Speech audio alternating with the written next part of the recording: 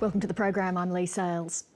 The phone tapping scandal that has Rupert Murdoch's British media empire in crisis has squarely put the spotlight on journalists' conduct, especially the practices they use to get a scoop.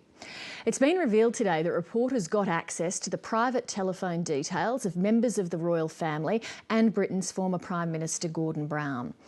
And while the public outrage continues in England, in Australia, questions are being asked about whether any similar shady practices could be in use here.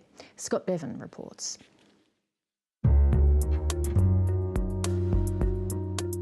But look, it's so easy. I'd be really surprised if it's not happening already in Australia. You have one invoice message.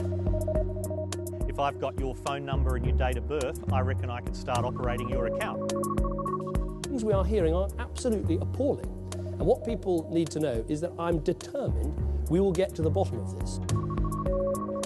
The final edition of the News of the World may be now fish and chips wrapping, but fresh allegations are popping up on the front pages of rival papers, and the hacking issue remains squarely in the public eye.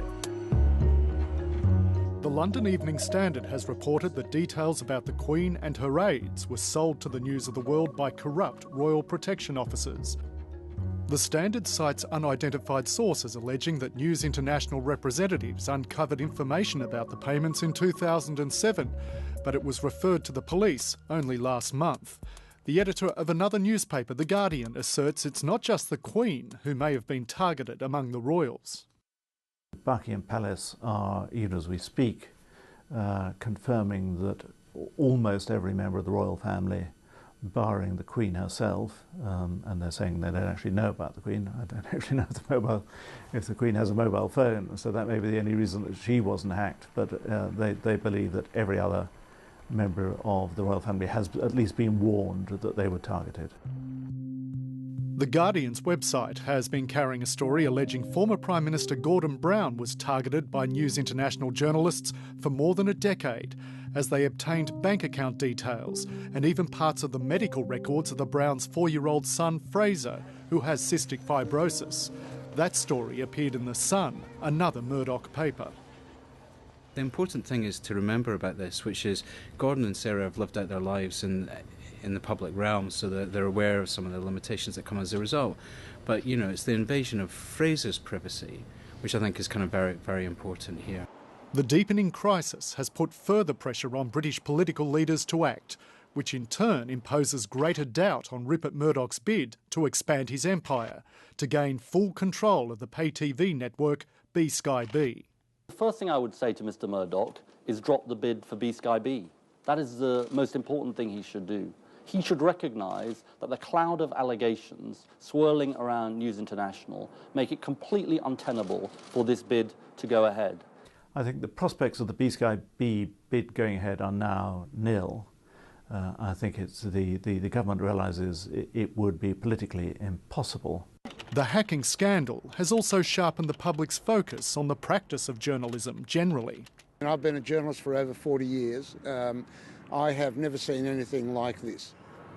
Michael Gawenda is a former editor of The Age newspaper and director of the University of Melbourne's Centre for Advanced Journalism. I don't think that we have quite the same competitive environment that exists in the UK, but I would be amazed if there were no instances in Australia of either newspapers or television current affairs programs employing PIs to do similar sorts of work. I'd be amazed if that wasn't the case. And I do think that that eventually, if those things have happened here, they're now going to come out.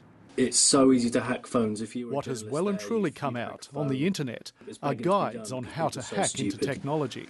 So I'm just going to show you quickly, anonymously, how to hack a phone.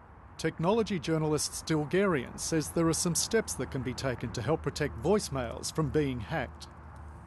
The first thing is to make sure that you change phone pins, passwords, and that sort of thing regularly. And I mean, you know, perhaps once a month if you think you're under any kind of threat.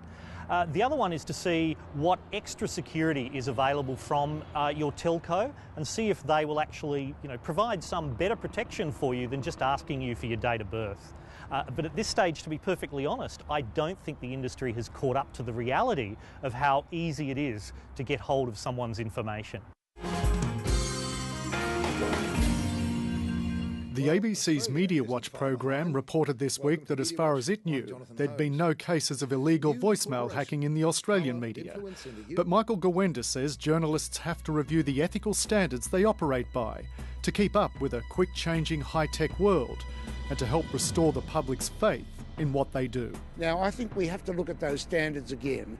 The media environment has totally changed. The technology has changed the way journalism is done. We now have to look at the ethical standards that we thought we were working under and look at them again and see if they're adequate. I've got no doubt that that's what needs to happen now.